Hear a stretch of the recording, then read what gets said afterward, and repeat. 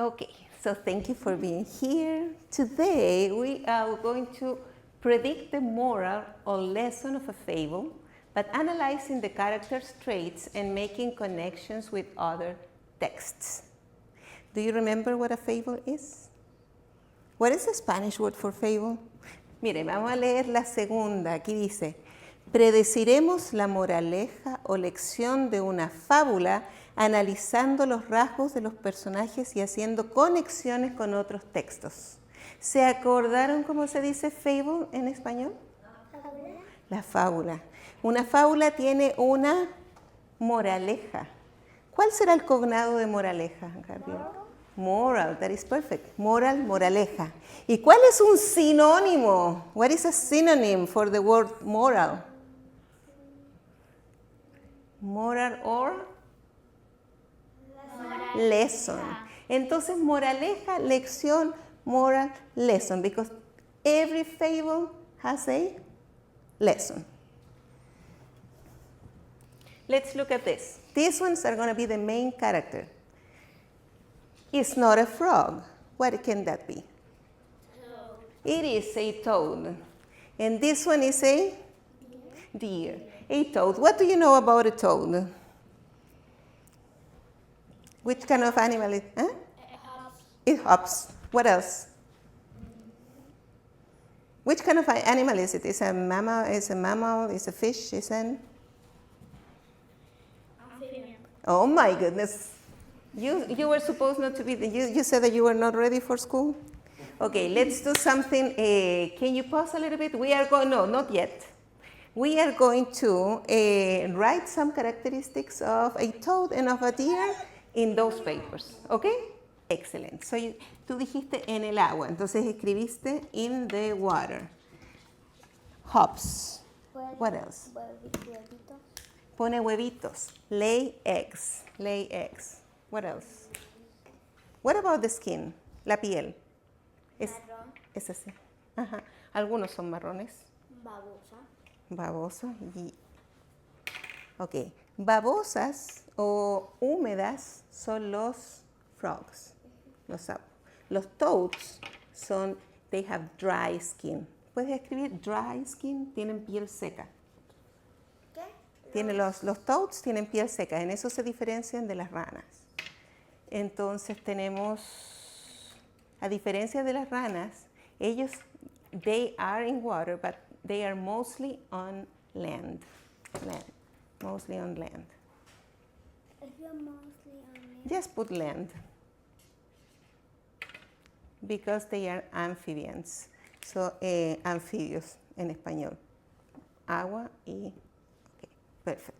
And what about the legs? How are the legs? ¿Cómo son las piernas? Compared to the deer, for example. Flexible. Flexible and very small.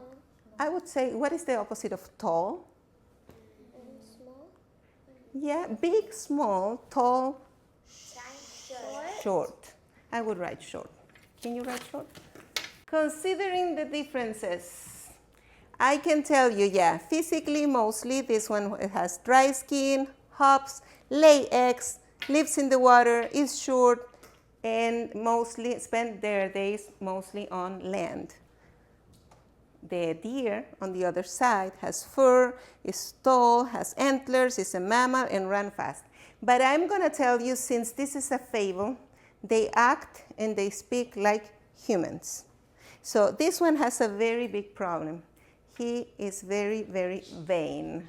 Do you know what vain means? Vain. If I am vain, soy muy vanidoso. Qué hermosa. Okay, pretend you are a very vain person. What are you going to tell to yourself? Who can show me? ¿Cómo dirías? Al frente del espejo, ¿qué te dirías? Qué bonito. Ay, qué bonito soy. Soy hermosa. ¿Qué más? Bonita. Solo bonita, ¿y qué más? Solo bonita.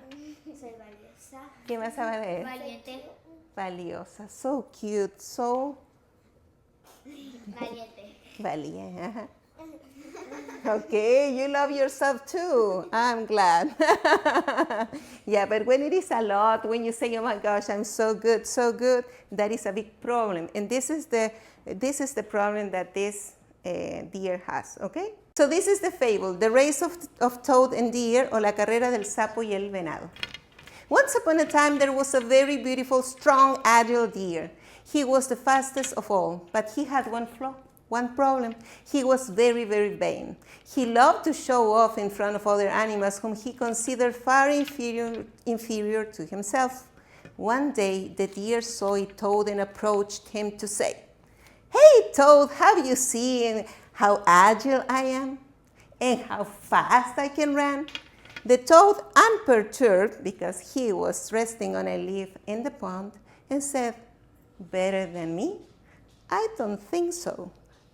"No? Do you think you can beat me in a race?" "Of course I can," replied the toad, to the deer's surprise. "All right, then you'll have to prove it. Tomorrow we'll have a race. I wait for you in the morning at the foot of the hill." Now, please, make a connection. Do you remember another fable that you can relate with this story? A race between two animals? Which one? The rabbit and the turtle, or the tortoise and the hare.